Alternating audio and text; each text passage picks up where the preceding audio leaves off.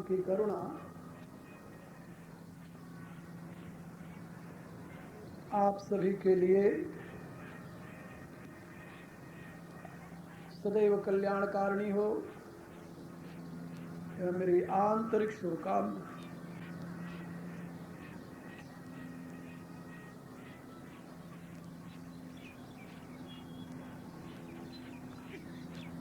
कल मैं आप लोगों को बता रहा था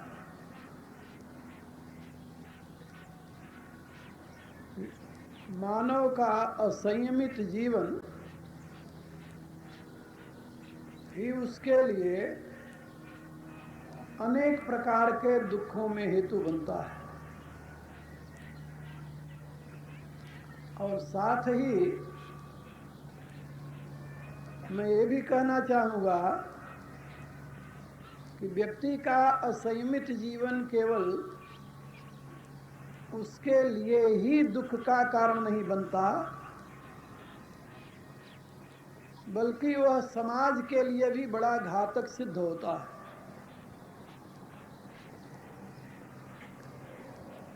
क्योंकि मनुष्य एक सामाजिक प्राणी है। उसके जीवन के दो पहलू हैं। एक जो उसके व्यक्तिगत सुख दुख से संबंधित है और दूसरा पहलू समाज से संबंधित है। मनुष्य के कोई भी ऐसे कर्म नहीं हैं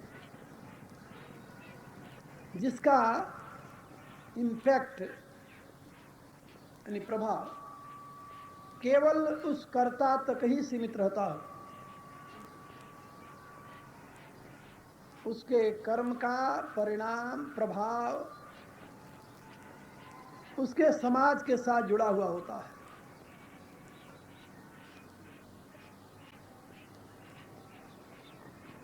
उदाहरण के रूप में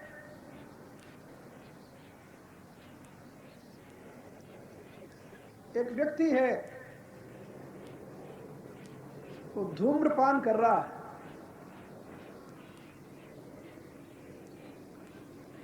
आप उसको मना करें तो कहेगा ये मेरा अपना व्यक्तिगत जीवन है, इसमें हस्तक्षेप करने का आपको कोई अधिकार नहीं।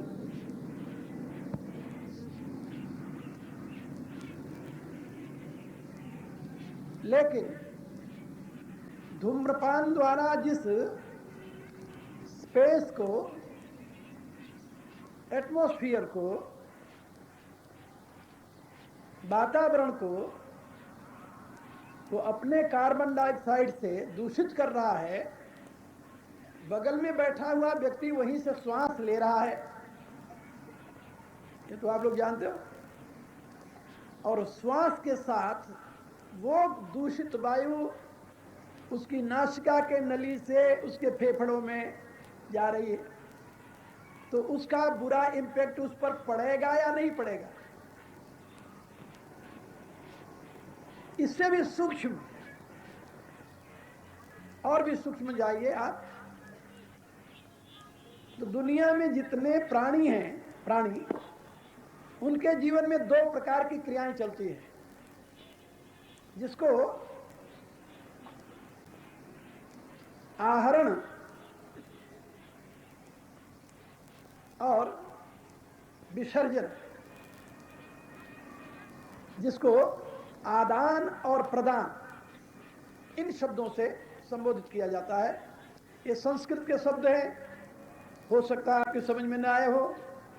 अब अंग्रेजी में बताऊंगा तो आप कहोगे हाँ बिल्कुल ठीक कर रहे हो आप। रिसीविंग एंड डिस्चार्जिंग,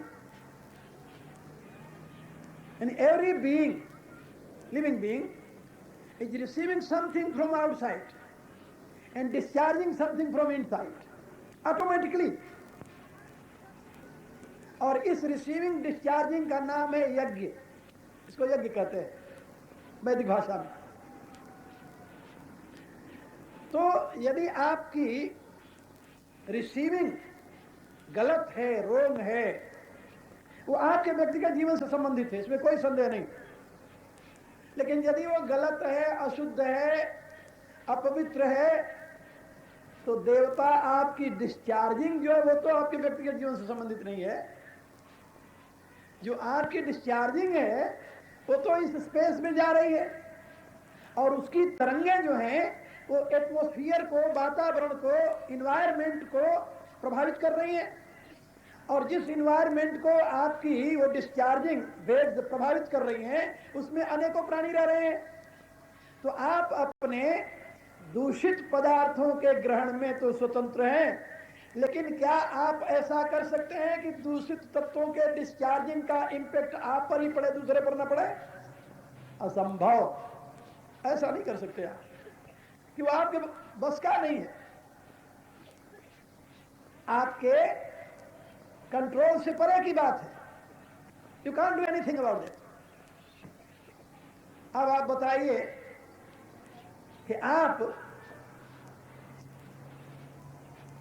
ये केवल पदार्थ की बात नहीं है, पदार्थ से भी अधिक प्रभावशाली होता है थॉट, विचार। अब तो आप लोगों ने हो सकता है सुना हो, पढ़ा हो, या इतना तो जानते होंगे कि विचारों का तरंग जो है वो एटमॉस्फेयर में व्याप्त हो जाता है और वो अपना सूक्ष्म प्रभाव मनुष्य के जीवन पर डालता है। अच्छे विचार होंगे तो अच्छा प्रभाव डालेगा, बुरे विचार होंगे तो बुरा प्रभाव डालेगा। अब ये आपके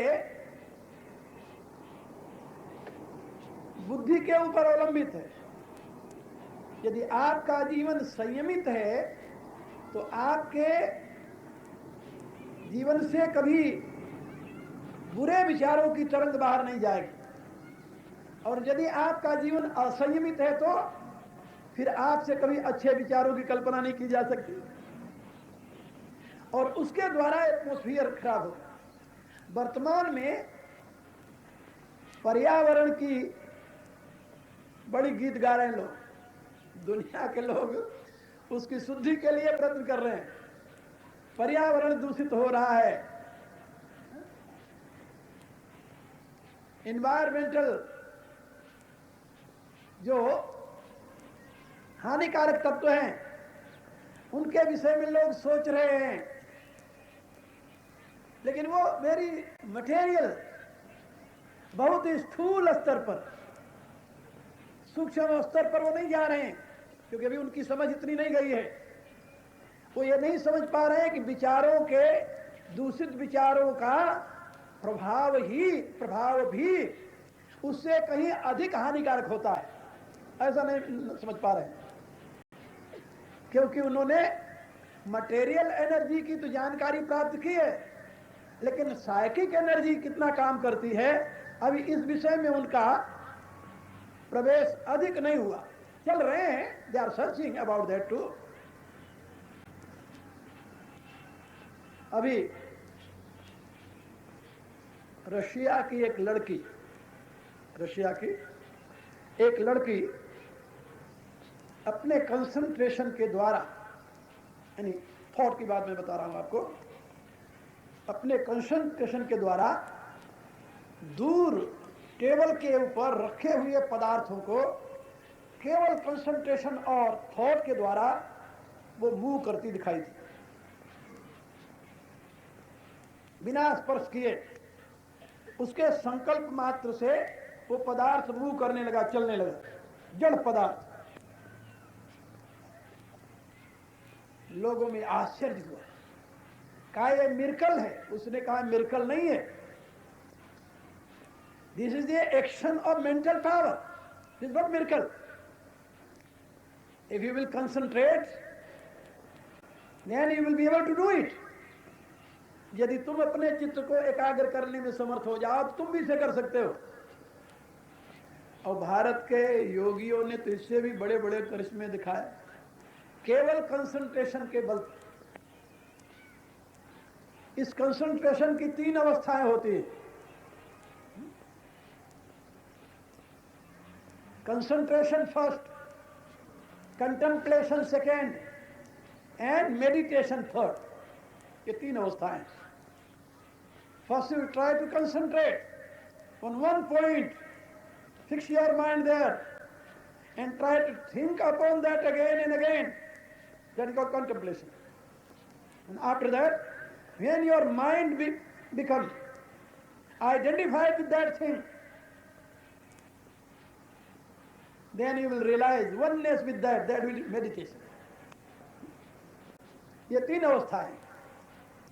पहले चित्त को एकाग्र करना, फिर उसका ध्यान करना, बार बार चिंतन करना, और फिर उसके साथ तादात्म्य अनुभव करना, उसी स्वरूप को अपने आप में देखना।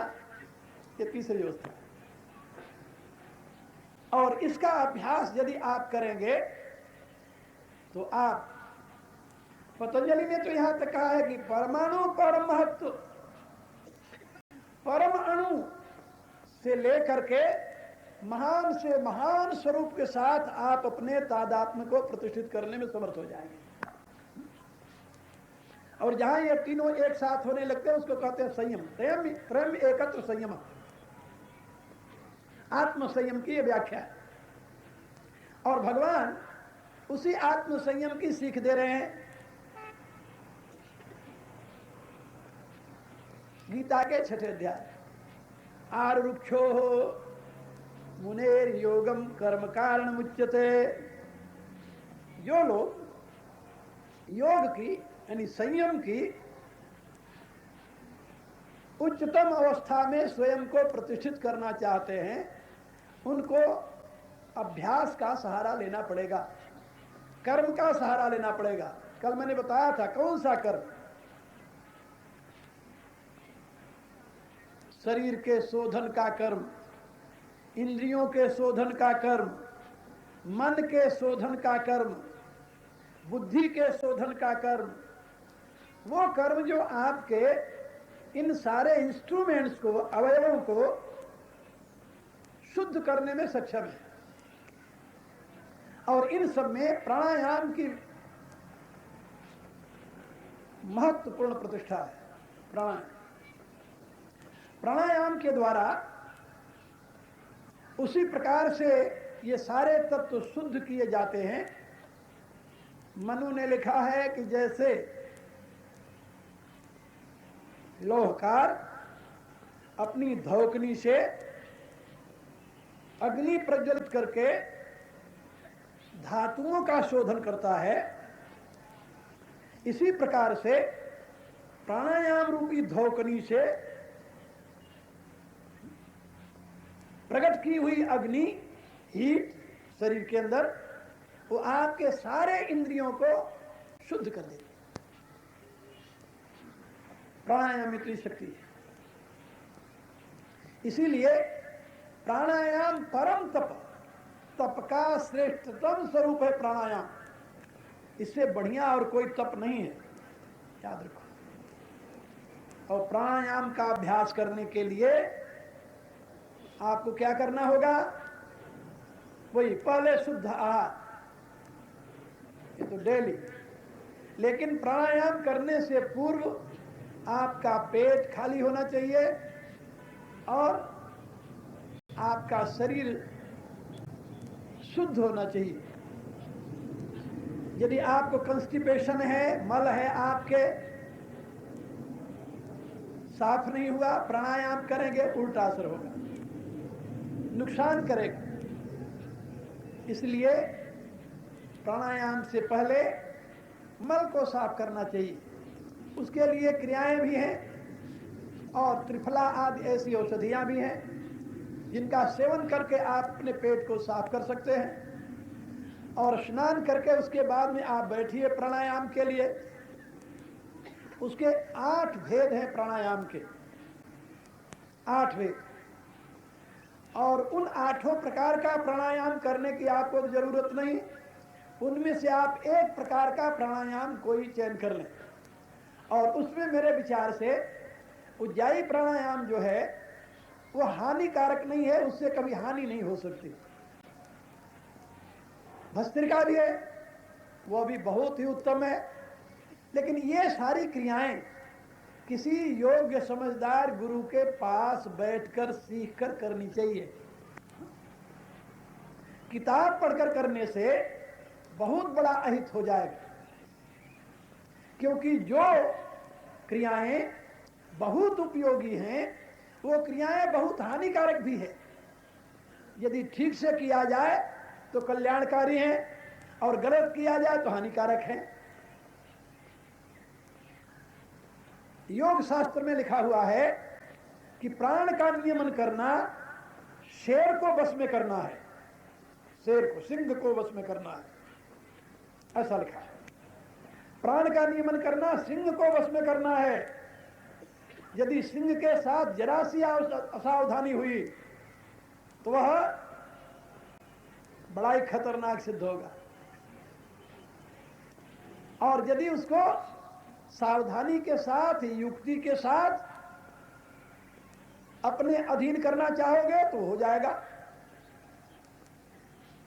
मेरे कहने का अभिप्राय, ये प्राणायाम बहुत ही उत्तम क्रिया है शोधन के लिए। इससे इंद्रियां, शरीर की सारी नाड़ियां और इंद्रियों के मूल में, जिसको हमारे यहाँ चक्र कहते हैं, वाइटल सेंटर्स जो है, ये सब शुद्ध हो जाते हैं और मन भी शुद्ध हो जाता है। कल मैंने बताया था, हठ योग की क्रिया से पहले प्राण का संयम होता है, फिर मन का संयम हो जाता है, क्योंकि मन और प्राण ये दोनों ट्विंस हैं। ट्विंस कैसे हैं इसको समझ लो। जैसा कल मैंने आप लोगों को बताया, परसों में बताया था, यहां पर ब्रह्म चक्र में जब चेतन का आविर्भाव होता है ना, चेतन का, तब दो प्रकार की क्रियाएं एक साथ प्रकट होती है। जैसे अग्नि कहीं जलाओ तो अग्नि के जलते ही दो प्रकार के तत्व तुरंत प्रकट हो जाएंगे। कौन कौन से? Heat and light. जहां अग्नि जली वहां ये दोनों एक साथ आएंगे। ये नहीं कि लाइट आएगी हीट बाद में आएगी, ऐसी बात नहीं है, या हीट होगी लाइट बाद में आएगी। जहां अग्नि जली, अग्नि के जलते ही हीट एंड लाइट ये दोनों एक साथ, ये ट्विंस हैं, एक साथ प्रकट हो जाती हैं। इसी रूप से जहां चित्त में चेतन का प्रकाश हुआ, तुरंत एक साइमल्टेनियसली, साथ साथ एक तो प्राणन क्रिया शुरू हो जाती है, श्वसन क्रिया शुरू हो जाती है श्वास लेने की, और दूसरी चेतना का प्रवाह प्रारंभ हो जाता है। ईगो से युक्त होकर के मूवमेंट शुरू हो जाती है, जिसको थॉट कहते हैं। सो ये breath and thought both are twins, और waves of thought is called mind, and waves of continuation of breath is called life. ये तो आप लोग जानते हैं। चेतना को ही, विचारों के प्रवाह को ही जीवन नहीं कहते। जीवन किसे कहते हैं? प्राणों के आवागमन को। लाइफ की निशानी ये है। क्यों ये है, कैसे ये है? कोई प्रमाण है? प्रमाण है। आपने देखा होगा कई लोग वर्षों तक कोमा में पड़े रहते हैं एंड बिकम थॉटलेस। वो अनकॉन्शियस हैं, वहां कॉन्शियसनेस नहीं है, लेकिन हम ये घोषित नहीं करते कि मर गया। कब तक घोषित नहीं करते? जब तक श्वास आ जा रहा है,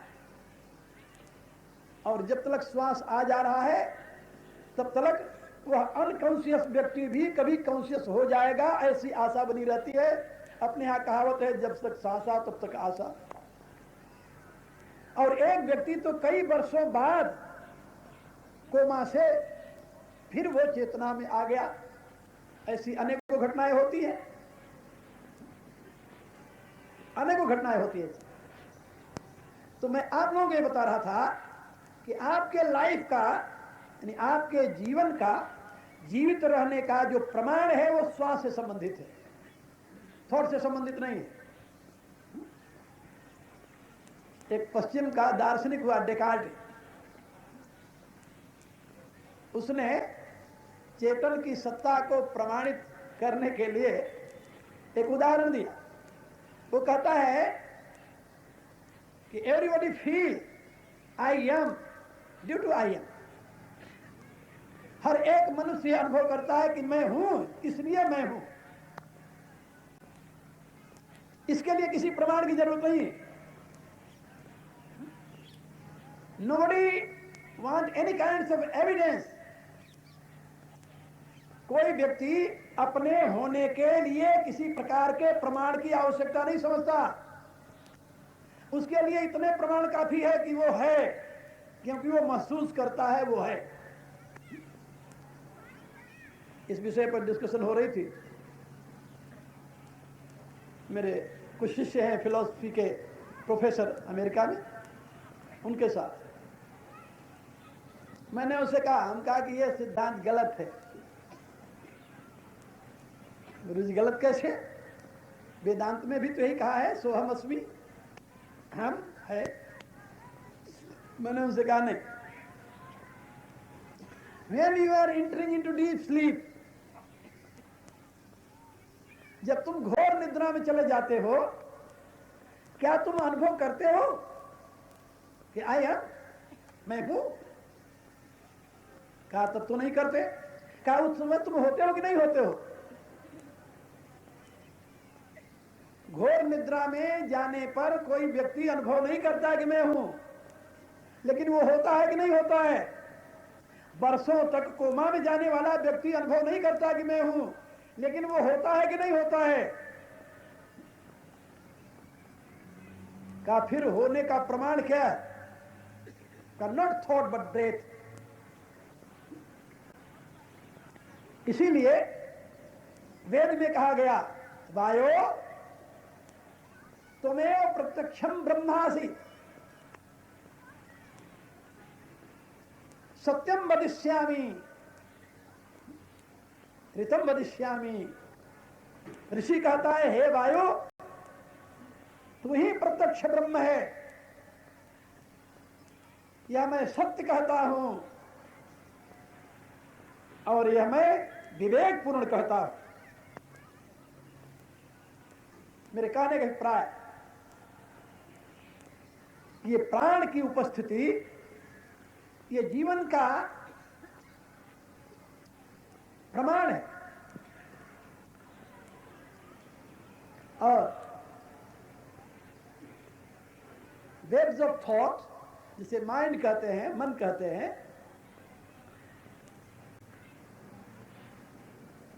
वह चेतन की अभिव्यक्ति।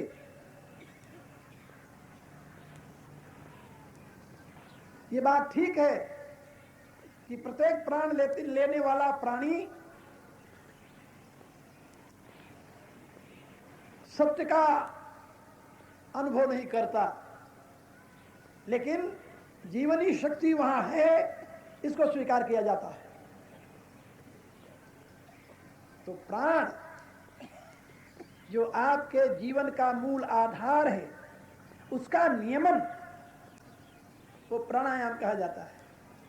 गीता के 4थे अध्याय में भगवान ने इसकी विधि का निर्देश दिया है। एक दिन मैंने संकेत किया था, अपाने जुहत प्राणम प्राणे पानम तथा परे प्राणापान गतिर्ध्वा प्राणायाम परायण।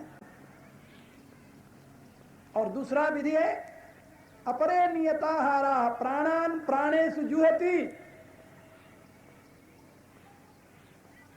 यहां पर 4 प्रकार के प्राणायाम की बात कही भगवान ने। अपाने जुहत प्राणम एक प्राणायाम ये है, और प्राणे अपानम तथा अपरे, दूसरे लोग अपान को प्राण में होम करते हैं। एक अंतर कुंभक, दूसरा बाह्य कुंभक। जब आप प्राण को अपान में हवन करके स्तंभित करते हैं तो इसको कहते हैं अंतर कुंभक, और जब अपान को बाहर फेंक करके बाहर रोक देते हैं तो उसको कहते हैं बाह्य कुंभक। और एक जो जहां पर श्वास है वहीं पर रोक देना, न खींचना अंदर लेना न बाहर लेना, जहां वहीं रोक देना उसे, इसको चतुर्थ प्राणायाम कहा गया है पतंजलि योग दर्शन में। और यहाँ पर प्राणापान गति रुद्धा भगवान करे, प्राणपान की गति को वहीं रोक दो जहां पर है वहीं पर, तब आप प्राणायाम के प्राण होंगे। ये 3 प्रकार के प्राणायाम तो यहां बताया।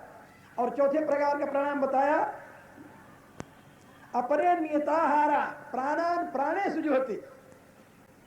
चौथे ऐसे योगी हैं जो नियत आहार के द्वारा प्राण को ही प्राण में होम करते हैं।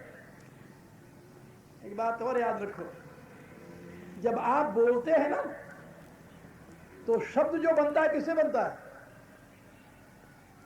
जो भी शब्द आप बोलते हैं किससे बनता है? प्राण से। क्योंकि जब आप बोलते हैं श्वास नहीं ले सकते, और यदि श्वास लेते हैं तो बोल नहीं सकते, दो में एक ही क्रिया होगी। तो जिसमें आप बोलते हैं उसमें अपने प्राणों को आप वाणी में होन करते हैं, वाणी में, वाक।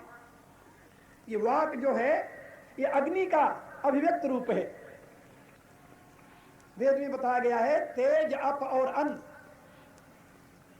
ये 3 मूल तत्व हैं, तेज, अप और अन्न। तेज से वाक है, वाणी है, अप से प्राण है, और अन्न से मन है। ये बात सुनिए। तो जब आप बोलते हैं, जैसे तेज है अग्नि का स्वरूप, तो अग्नि के लिए ईंधन चाहिए। बिना ईंधन के कहीं अग्नि जलती हुई देखी आप लोगों ने? कहीं नहीं देखी होगी। तो ये वाक रूपी जो अग्नि है, इसका ईंधन क्या है? का जैसे उस अग्नि का ईंधन अपस तत्व है, सोम तत्व है, जिससे अग्नि जलती है, इसी प्रकार से आपके वाक रूपी अग्नि का ईंधन जो है वो प्राण है, ये अपस तत्व है, इसको अपस तत्व कहते हैं। तो आप अपने प्राण का हवन करते हैं वाणी में, तो शब्द प्रकट होता है उससे। आप जरा सोचिए, जिसमें आप अनर्गल शब्दों का प्रयोग करते हैं, तो किसका दुरुपयोग करते हैं? प्राण का। बिना मतलब की बातें करते रहते हैं आप, किसका दुरुपयोग करते हैं? प्राण का। गप्पे हाँकने में लगे हैं तो गप्पे हाँक रहे हैं घंटों, किसका दुरुपयोग कर रहे हैं? प्राण का। ये सब प्राण का दुरुपयोग है। और प्राण इतना मूल्यवान है, इतना मूल्यवान है कि वह गिना हुआ आपको मिला हुआ, याद रखो, गिना हुआ। एक स्वस्थ व्यक्ति के लिए 21,600 श्वास गिन करके 24 घंटे के लिए मिला है।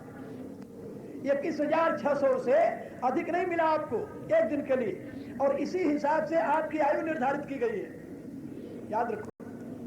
और यदि आप प्राण का नियमन करते हैं तो आप 21,600 से कम श्वास ले सकते हैं 24 घंटे में। यानी 1 घंटे में लगभग 900 श्वास होता है, लगभग 900। तो आप यदि प्राण का नियमन करते हैं तो 900 से कम प्राण लेंगे, कम श्वास लेंगे। यानी आपने 1 घंटे बैठकर प्राणायाम का अभ्यास किया, और एक बार 15 सेकेंड आप प्राण को रोके, 15 सेकेंड, बात सोचिए, केवल 15 सेकेंड रोके और उसे छोड़े, तो 1 घंटे में कितना सेकंड होता है भाई? 60 होता है। तो 15 सेकेंड यदि आपने रोका तो 1 घंटे में कितना श्वास लिया? 4 ही लिया।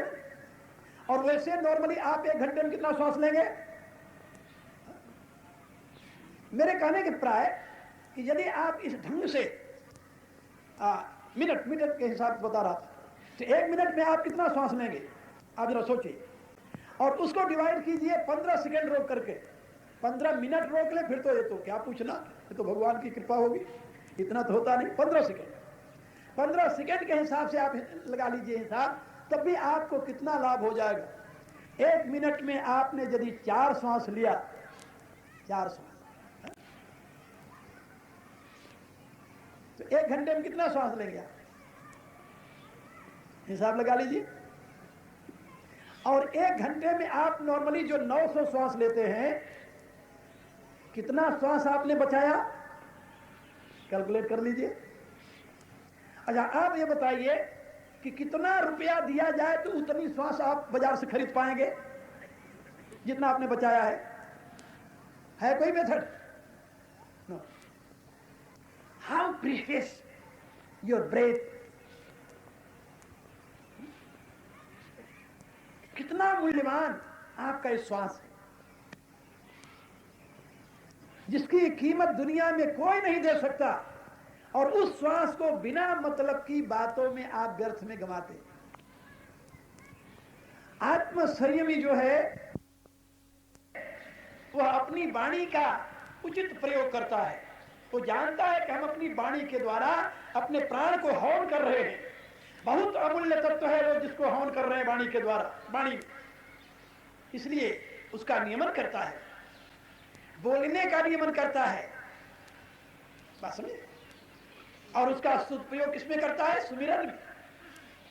श्वासा से सुमिरन करे तो बाधा कछु न हो। उस श्वास के साथ सुमिरन को जोड़ दो तो प्रत्येक श्वास सार्थक हो जाएगा। इसलिए अपरे नियताहारा प्राणान प्राणे से जुहति, भगवान कहते हैं नियत आहार के द्वारा, whatever you are receiving from outside that called आहार, आहरियते इति आहार। जो कुछ आप बाहर से ले रहे हो उसका नाम आहार है। और उस आहार को यदि आप नियत कर दें, जो उपयोगी है वही बाहर से लेंगे, जो अनुपयोगी है वो बाहर से हम नहीं लेंगे। वाह, यदि इतनी आपकी निष्ठा, इतना दृढ़ निश्चय हो जाए और बाहर की सारी अनर्गल बातें आप त्याग दें और अपने आप को संयमित कर लें, तो आपका जीवन सही में आनंद का स्रोत बन जाएगा।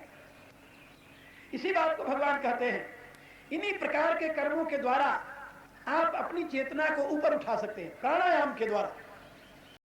क्योंकि जब चेतना मूलाधार से उत्थान को प्राप्त होती है, ये जो वर्तमान में कुंडलनी योग लोग बोलते हैं, हाँ, आजकल तो बड़े मिरकल सुनने में आते हैं।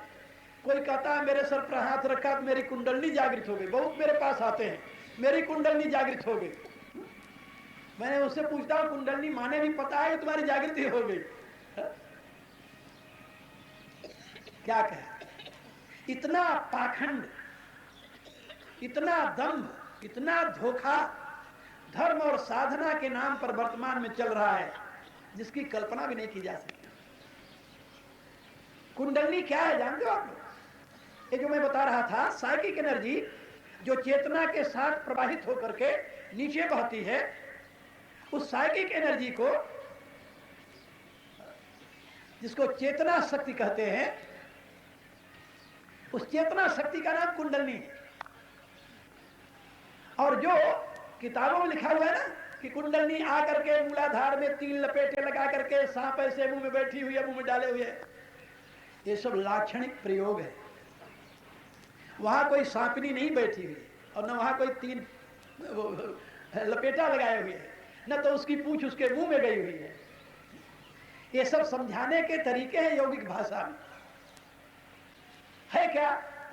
है चेतना शक्ति जो सुषुम्ना नाड़ी से नीचे जा रही है, जो भिन्न भिन्न केंद्रों को गति देती है, प्रकाशित करती है। जब योगी अपने ध्यान और अभ्यास बल से, प्राण बल से उस शक्ति के प्रवाह को रोकता है, बाहर जाने से रोकता है, कंट्रोल करता है, तो आप बहते हुए पानी को जरा रोक करके देखिए क्या होगा। पानी के धारा को जब आप रोकेंगे ना तो वहां पर ऐसे घूमने लगेगा। घूमता है कि नहीं? याद है आप लोग? हाँ हाँ, किसी भी पानी की धारा को आगे ऐसे हाथ रख करके देखिए, वहां घूमना शुरू कर देगा। तो रोकते कहां पर है? मूलाधार में। वहीं से दोनों टांगों के तरफ प्रवाह बहता है, उसको समेटकर मूलाधार में जब सेंट्रलाइज करते हैं तो वहां पर चेतना को रोकते हैं। जब चेतना के प्रवाह को आप कंट्रोल करेंगे तो वहां पर उसमें मूवमेंट होगी इस प्रकार से, और मूवमेंट होगी जो चेतना के प्रवाह की, उसी को लाक्षणिक भाषा में कहा है कि वो सर्पिणी, सर्पिणी माने प्राण शक्ति को सर्प कहा जाता है योगिक भाषा में। याद रखना मेरी बात, प्राण शक्ति का नाम सर्प है।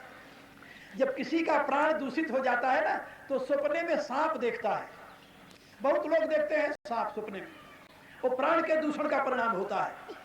तो ये प्राण शक्ति को योगिक भाषा में सर्प कहते हैं। और वो प्राण शक्ति जब नीचे प्रवाहित हो रही जो सहज रूप से, उसको जब कंट्रोल करेंगे तो वहां पर वो मूवमेंट करेगी। इसके लिए योगियों ने कहा वो सर्पिणी घूम रही है 3 लपेटे लगाकर, और उसकी पूंछ उसके मुंह में आ गई है, तो पूंछ निकल गई तो अब वो ऊपर चढ़ेगी। इसका अभिप्राय क्या होता है कि मूलाधार से आपकी चेतना शक्ति आपके ध्यान के द्वारा धीरे धीरे प्राण और शब्द इन दोनों के योग से,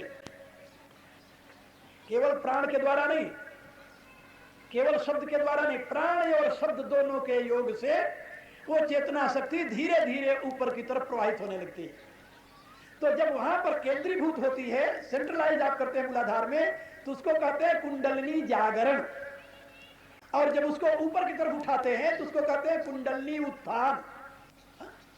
और जब उसको ला करके ब्रह्मचर्य तक पहुंचा देते हैं, यहां स्थित हो जाती है, तब उसको कहते हैं समाधि। बात समझे? ये कुंडलिनी जागरण, कुंडलिनी उत्थान और कुंडलिनी समाधि, ये तीन अवस्थाएं होती हैं।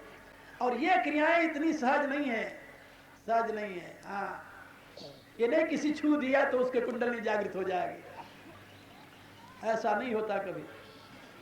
हाँ, परमात्मा की बात छोड़िए, परमात्मा छू दे या देख दे या कुछ कर दे उसकी बात छोड़ो, लेकिन इसके लिए बड़ी कठोर साधना करनी पड़ती है। मैंने इसकी साधना प्रारंभ की पहले तो शरीर में एक आग सी पैदा हुई। आपको अपना एक्सपीरियंस बता रहा हूं। एक आग पैदा हुई और अंदर से उसने झुलस दिया सा, और मैं अपनी ऐसी चमड़ी पकड़ता था और ऐसे खींचता चला जाता था। सारे शरीर की चमड़ियां हमारी ऐसे उधड़ गई जैसे खाल उतारते हैं लोग, क्योंकि सारा शरीर अंदर से जल गया।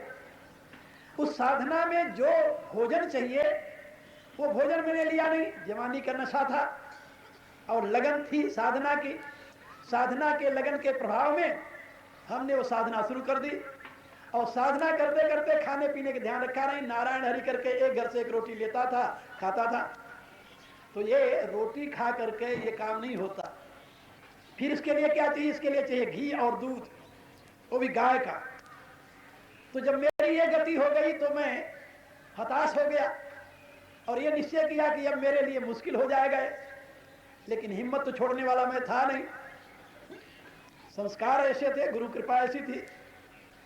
फिर मैंने पहले अपने शरीर को स्वस्थ किया, गाय का घी खा करके, पी करके समझ लो, और दूध। उसके बाद में उदयपुर में एक मेरे शिष्य हैं, अभी वो जीवित हैं, उनका नाम है नाथुलाल बंसल। उन्होंने मेरे से कहा, गुरुदेव आपके लिए हम सारी व्यवस्था करेंगे जो चाहिए। तो उनकी बगीची थी बाहर शहर से, तब वो बाहर था, अब तो शहर के अंदर आ गया। बहुत पुरानी बात बता रहा हूँ आपको। फिर वहां हमने अभ्यास शुरू किया, और उस अभ्यास में ये निश्चय होता है कि या तो निकलेगा तो जीवित निकलेगा, तो पूर्ण होकर निकलेगा, नहीं तो लाश निकलेगी इसकी। तो मेरे 3-4 शिष्य मेरे साथ रहते थे मेरी संभाल के लिए। उनसे मैंने कहा, हम कहा कि देखिए यदि मेरे शरीर का कोई ऐसा हो जाए तो तुम लोग उसे 7 दिन तक सुरक्षित रखना। 7 दिन बाद जो है यदि उसमें कोई मूवमेंट न आवे तभी उसको जलाना नहीं, उसको तुम दफना देना इस ढंग से।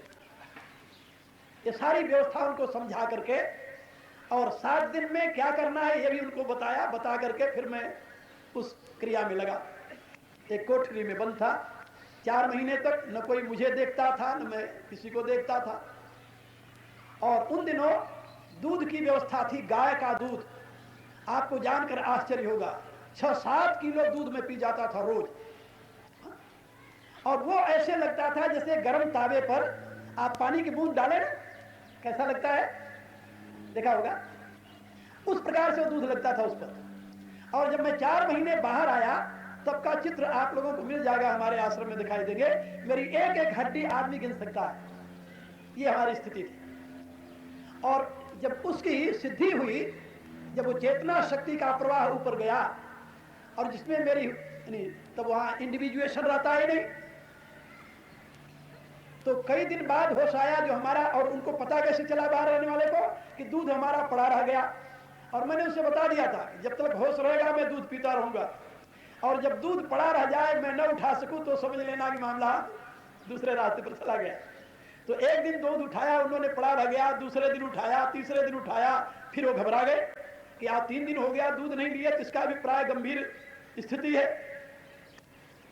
तो तीसरे दिन 72 घंटे बाद जब मुझे थोड़ा सा होश आया तो जल्दी से कागज पर लिख करके मैंने वहीं रख दिया जहां दूध रखते थे कि घबराना नहीं, मैं अपनी स्थिति में पूर्ण हूं, इतना लिख करके रख दिया और फिर मैं पड़ गया उसी में। तो 7वें दिन पूरी होश जब आई फिर लोग मिले। खैर ये कहानी मैंने इसलिए बताई है कि ये कुंडलनी योग बच्चों का खेल नहीं है, बात समझे। ये निश्चय करे कि या तो मरूंगा या करूंगा, और उसके लिए शरीर में शक्ति होनी चाहिए और उसकी साधना होनी चाहिए, प्राण की शक्ति होनी चाहिए। उसके लिए कई क्रियाएं की जाती हैं। शरीर में कोई मल न हो उसके लिए शंख प्रक्षालन की क्रिया की जाती है। मुंह से पानी डाले वही पानी वैसा वैसा गुदा के रास्ते से निकल जाए, तब तुम बैठोगे। 16-16 घंटे बैठना होता है एक आसन से, तब कहीं जाकर कुंडलनी योग की साधना होती है और तब उसमें विश्व के यथार्थ स्वरूप का दर्शन होता है। ये प्रकृति का सारा वैभव उसके सामने प्रकाशित होता है और फिर योगी उसका विश्लेषण करता है। मैं कभी कभी जब विदेश में, अमेरिका आदि में, यूनिवर्सिटियों में जब मैं प्रकृति का विश्लेषण करता हूं तो वहां के लोग पहले मेरे से पूछते हैं कि आपने किस विषय में पीएचडी की है, आपने फिजिक्स में की है या केमिस्ट्री में की है या किसी और में। और जब मैं उनसे बताता हूं no no I am illiterate person, हम कहा तुम्हारे शहर में, तुम्हारे देश में तो हमें यूनिवर्सिटियों में आमंत्रित करते हैं सीरीज ऑफ लेक्चर देने के लिए। भारत में तो मैं किसी प्राइमरी स्कूल का टीचर भी नहीं बन सकता क्योंकि हमारे पास कोई प्रमाण पत्र नहीं है। क्या समझे? मैं आपको बता रहा था कि ये सारी क्रियाएं बड़ी कठिन है, इतनी सरल नहीं है कि हर एक आदमी कर ले। यदि हर एक आदमी कर लेता और कुंडली शक्ति जागरण इतना सस्ता होता तो दुनिया में सारे योगियों की भरमार होती है। लेकिन आपको कथावाचक मिल जाएंगे, कहानी सुनाने वाले मिल जाएंगे, आपको शास्त्र पढ़ करके व्याख्यान देने वाले मिल जाएंगे, लेकिन तत्व विज्ञान का ज्ञाता आपको मुश्किल से ही मिलेगा कोई। और मैंने देखा है कि योगिक क्रियाओं की साधना के द्वारा जिन जिन तत्वों का मैंने साक्षात्कार किया है और वैज्ञानिक लोग उसी रास्ते पर आगे जा रहे हैं, मैं उनसे कहता हूं चले वैती चलते रहो, one day will come in your own life when you will realize the truth, don't worry about it. That is a process. They are meditators, they are meditative, their concentration is very fine, and they are leading very pious life. याद रखना, जितने वैज्ञानिक हैं बड़े बड़े, उनका जीवन बहुत पवित्र है, वो ऋषि का जीवन जीते हैं, वो मांस नहीं खाते, अंडे नहीं खाते, मदिरा नहीं पीते, स्मोकिंग नहीं करते। जैसे हमारे यूनिवर्सिटियों में सूटे लगा रहे हैं और फिलोसफी की व्याख्या दे रहे हैं, ऐसे नहीं होते। उनका जीवन है, पवित्र जीवन है, साधना करते हैं। जैसे मैंने बताया था आपको एक दिन कि ओपनहाइमर जो था वो अनन्य गीता का भक्त था और गीता का पाठ करने के पश्चात फिर अपने कार्य में प्रवृत्त होता था। ओपनहाइमर का नाम कौन नहीं जानता दुनिया में? ही वाज फर्स्ट साइंटिस्ट, वह पहला वैज्ञानिक था जिसने अणु शक्ति का विस्फोट किया था, यहूदी था। ये सब यहूदी हुए हैं, जितने बड़े बड़े वैज्ञानिक हुए हैं ये सब यहूदी थे। ओपनहाइमर भी यहूदी था, आइंस्टाइन एल्बर्ट भी यहूदी था, रशिया में जितने वैज्ञानिक गए थे जिन्होंने वहां पर अणुशक्ति का अनुसंधान किया वो सब यहूदी थे और उनका जीवन संयमित था। मेरे कहने का अभिप्राय कि आपका जीवन यदि पवित्र नहीं है, संयमित नहीं है और आप ये निश्चय या करूं या मरूं का लेकर नहीं चलते तो आपके लिए ये सारी कठिनाइयां, ये सारी अवस्थाएं बहुत दूर की हैं। ये तो मैंने आप लोगों को इसलिए बताया है कि यदि आजकल के लोग आपको बहका दें कि हम हाथ रखेंगे कुंडली जागृत हो जाएगी, तो उनके बहकावे में आकर के आप अपना समय और शक्ति बर्बाद न करें। हाँ, तुलसीदास जी ने एक बात लिखी विनय पत्रिका में, मुझे बहुत अच्छी लगी और रामायण में उन्होंने लिखा, कलयुग योग न यज्ञ न ज्ञान। क्या भाई योग के बिना ज्ञान नहीं होता? धर्म ते विरति योग ते ज्ञान। तुलसीदास जी मानते हैं कि ज्ञान की प्राप्ति पूर्ण तो योग से होगी, दूसरा कोई उपाय नहीं है। लेकिन वो कहते हैं इस कलयुग में है ही नहीं कि चारों तरफ दूषित वातावरण है। जो वातावरण तब था आज से 40 वर्ष पहले जब मैं इस साधना में लगा था, वो वातावरण आज तो नहीं है। ये तो आप देख रहे हो ना कितना परिवर्तित हो गया। उन दिनों तो हिमालय में कोई कोई कहीं कहीं आदमी दिखाई देता था और अब तो बद्री नारायण तक बसें दौड़ती है, वही पोल्यूशन वहां पहुंच गया है। पहले मैं कुछ काल के लिए वैष्णो देवी में रहने की कोशिश की साधना काल में, और वहां गया तो वहां रहने के लिए कोई जगह ही नहीं थी। एक छोटा सा झोपड़ा था जिसमें एक आदमी बैठा हुआ होता था और वो कड़ा प्रसाद बनाकर दे देता था। रात में वो भी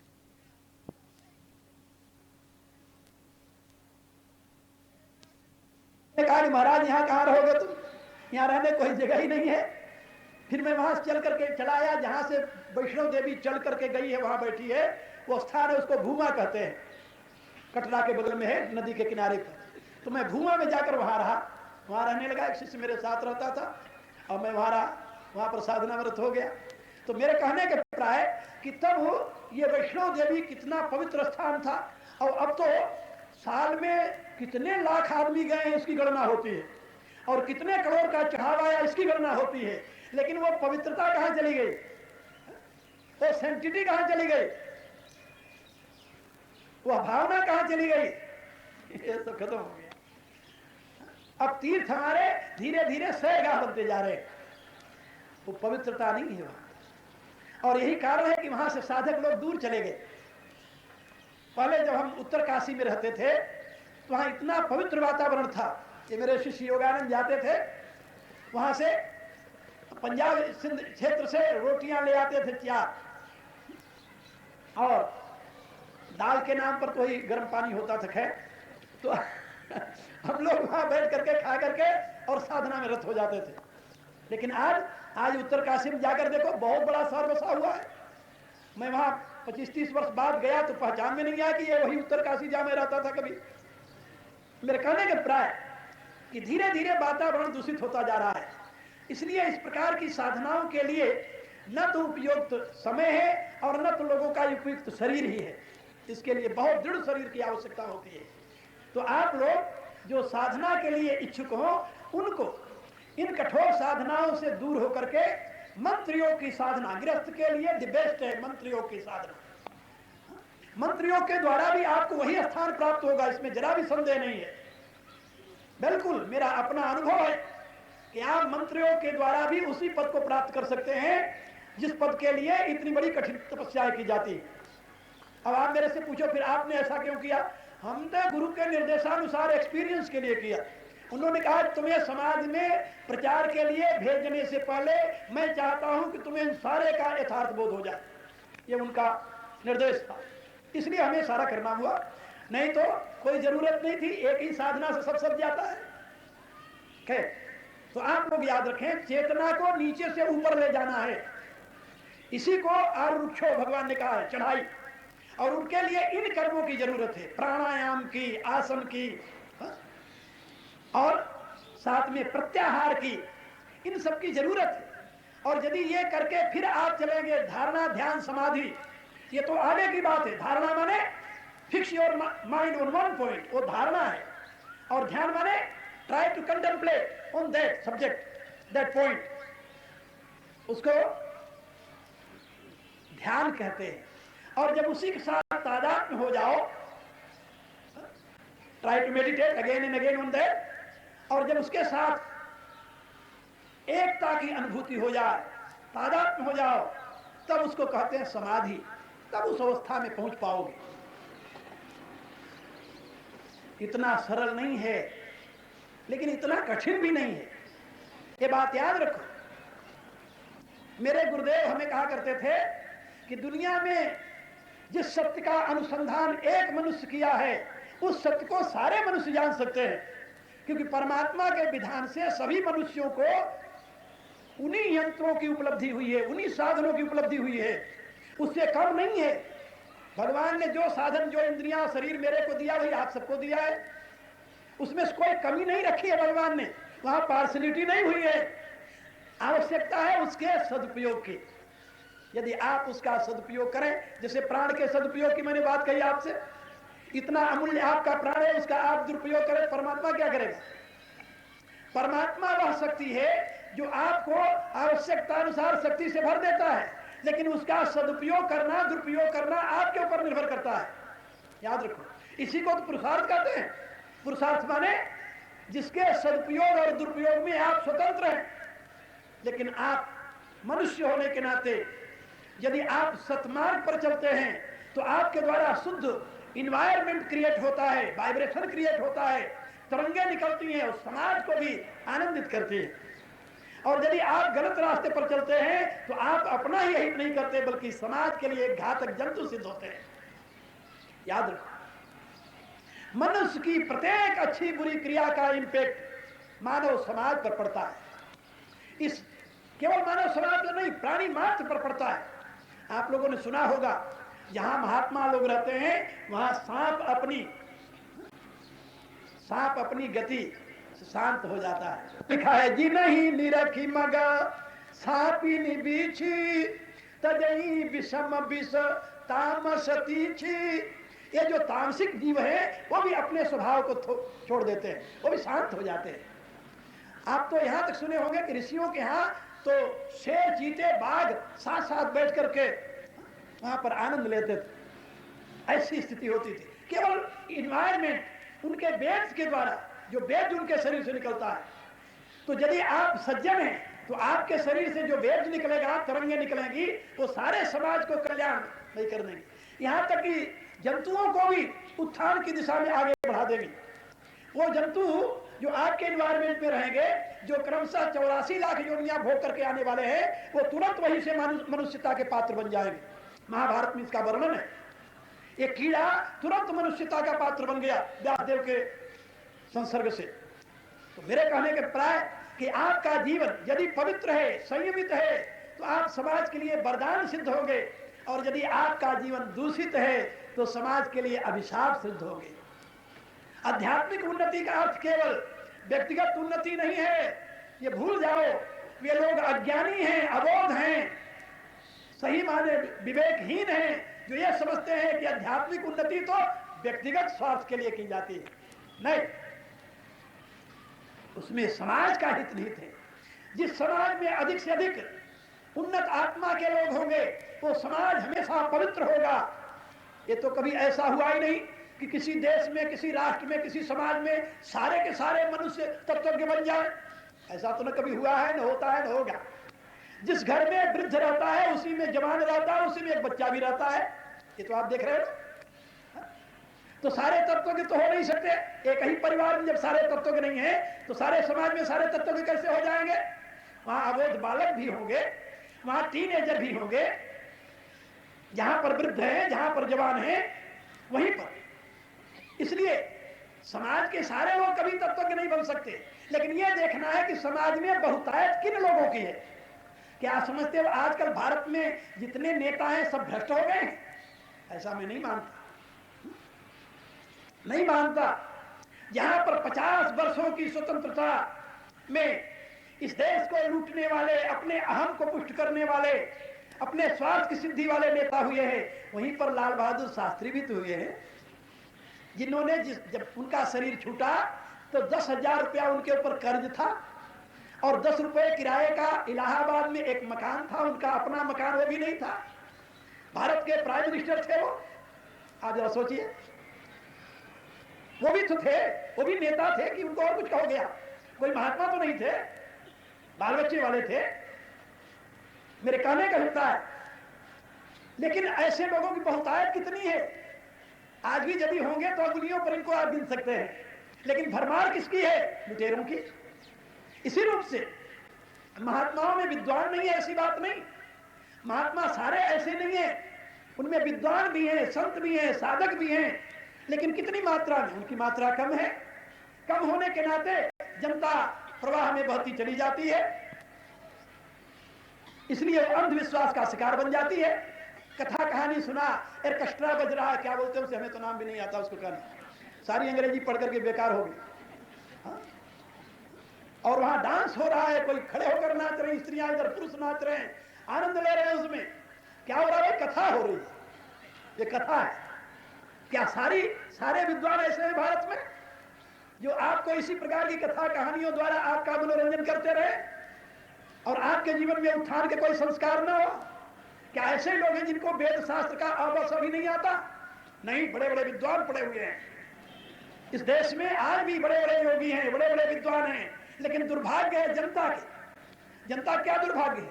इसलिए दुर्भाग्य है कि उनका होना न होना जनता के लिए कोई अस्तित्व नहीं रखता। आजकल लोग आते हैं यहाँ, सुनते हैं और जाते हैं, कहते हैं हम तो 20 वर्ष से गीता सुन रहे हैं, हमने कभी ऐसी बात सुनी नहीं। कोई कहता हमने 25 वर्ष से रामायण सुना, ऐसी बात तो सुनी नहीं। मैं कोई बिलाय से थोड़ी आया हूं, मैं तो यही रहता हूं और यही रहा हूं। क्यों नहीं सुने आप लोग आके? क्या कारण था उसमें? आप लोग अपने अंतर को ढूंढें, क्यों नहीं सुने आके? हमारा तो काम है, हमें तो 42 वर्ष हो गया यही प्रचार काम करते और इसी तत्व विज्ञान का दुनिया में प्रचार कर रहा हूं। आखिर अमेरिका के लोग मेरे से लाभान्वित होते हैं, यूरोप के लोग होते हैं, तो आप क्यों वंचित रहे भाई? मैं आपको क्या बताऊं, जब हमारे ये शिष्य लोग इस कार्यक्रम का आयोजन करने लगे तो लोगों ने उनसे कहा कि आप कोई पहले अच्छा गाने वाले को बुलाइए, कोई भजनीक बुलाइए, आप भी कोई ऑर्केस्ट्रा का क्या कहते हैं उसके साज सामान का व्यवस्था कीजिए, तब जनता आएगी। बाबरा जी के विचार सुनने के लिए कितने लोग आएंगे? तो बहुत ऊंची बात कहते हैं लोग, ये सोचते तो बहुत ऊंची बात कहते हैं, ये हमारे मतलब की बात नहीं है। लेकिन मैं जो कह रहा हूं आप लोगों मतलब की बात है कि नहीं है? आप जरा सोचिए।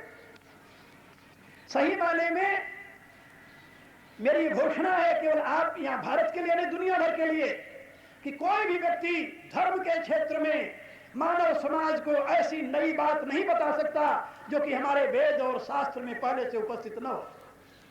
क्योंकि कोई भी व्यक्ति उस परम सत्य से ऊपर नहीं जा सकता जिसका अनुसंधान हमारे ऋषियों ने किया है, योगियों ने किया है, जिनकी वाणी का, जिनके अनुभव का, जिनके विचारों का संकलन हमें शास्त्रों के रूप में उपलब्ध होता है। नई बात कोई कहां से बताएगा? हाँ, आपको नई बात की बात कह करके धोखा दे सकता है। उसने वेद नहीं पढ़ा, शास्त्र नहीं पढ़ा, साधना नहीं की, अभ्यास नहीं किया, वो आपको यही बताएगा हाँ राम राम करते हो तुम्हारा कल्याण हो जाएगा, नाचो गाओ तुम्हारा कल्याण हो जाएगा, ड्रम बजाओ तुम्हारा कल्याण हो जाएगा। लेकिन गीता में जिस ज्ञान का संदेश है, जिस भक्ति का संदेश है, जिस कर्म का संदेश है, तो वो नहीं है कि हाथ में ड्रम लेकर के नाचो भगवान खुश हो जाएगा तुम्हारे ऊपर। गीता में नहीं है, किसी अन्य ग्रंथ में हो तो हो, उपनिषदों में नहीं है, वेद में नहीं है, गीता में नहीं है, जो हमारे मान्य ग्रंथ हैं। औरों की बात छोड़ी, पूरी रामचरितमानस पढ़ डालिए आप, कहीं आपको इस प्रकार की भक्ति का नमूना दिखाई दे और मुझे लाकर बताइए तो मैं आपका शिष्य बनने के लिए तैयार हूं। क्योंकि पूरी रामायण वर्णानाम संज्ञानाम से लेकर के ध्यान तीनों मानवा तक मेरे दिमाग में है, हमें कहीं नहीं दिखाई दी। ये आडंबर है, ये कार्टून है भक्ति का, ये कार्टून है ज्ञान का, ये कार्टून है योग का, ये कार्टून साधना का। यथार्थ धर्म के स्वरूप को समझो, भगवान के दिव्य संदेश को अपने जीवन में धारण करो। भगवान कहते हैं जब तुम साधना के द्वारा उच्च स्थान पर पहुंच जाओगे तब क्या होगा? का योगारूढ़स्य तस्सैव समः कारणमुच्यते। जब तुम योगारूढ़ हो जाओगे, तुम्हारी चेतना नीचे से ऊपर पहुंच जाएगी, जब तुम अपने आप में तृप्त हो जाओगे, तब तुम्हारे जीवन में समत्व की प्रतिष्ठा होगी। समत्व की प्रतिष्ठा, उसका लक्षण क्या है? तुम्हारा जीवन वासना मुक्त हो जाएगा, तुम्हारा जीवन राग रहित हो जाएगा, तुम्हारा जीवन संदेह रहित हो जाएगा। मैं पश्चिम वालों को भी बताता हूं, doubtless knowledge, lustless love, desireless action is the sign of perfect life. किसी का जीवन पूर्ण है अपने आप में, उसका लक्षण क्या है? He has doubtless knowledge, there is no doubt, clear knowledge, he is fully aware about nature and spirit. Or lustless love, he has deep love but there is no lust, and he is doing every kind of work but has no desire. So where there is desireless action, where there is lustless love, where there is doubtless knowledge, he is perfect person and you can be. आप भी बन सकते हो, आपके पास वो सारी साधन सामग्रियां हैं। यदि आप अपनी चेतना को साधना के द्वारा ऊर्ध्वमुखी करके ब्रह्म चक्र में प्रतिष्ठित कर दें, जिसके लिए भगवान का निर्देश है, जब ब्रह्म चक्र में प्रतिष्ठित हो जाएगी तो उसका नाम है योग। तो आरुक्षो है मुनेर योगम, कर्म कारण मुच्यते, ये क्रियाएं उसमें कारण है, और योगारूढ़ से तस्सैव समः कारण मुच्यते। जब आप योगारूढ़ हो जाएंगे तो उसमें समत अपने आप आ जाएगा, उसके लिए आपको कोशिश नहीं करनी पड़ेगी। और योगारूढ़ का लक्षण क्या है? जैसे मैंने बताया, लेकिन भगवान क्या कहते हैं योगारूढ़ किसे कहते हैं? भगवान ने कहा बाबूराव जी कल बताना, आज समय ज्यादा हो गया, अब कल बता। सुखिनः सर्वे सन्तु निरामयाः सर्वे भद्राणि पश्यन्तु मा कश्चित् दुःखभाग् भवेत्। ओम पूर्णमदः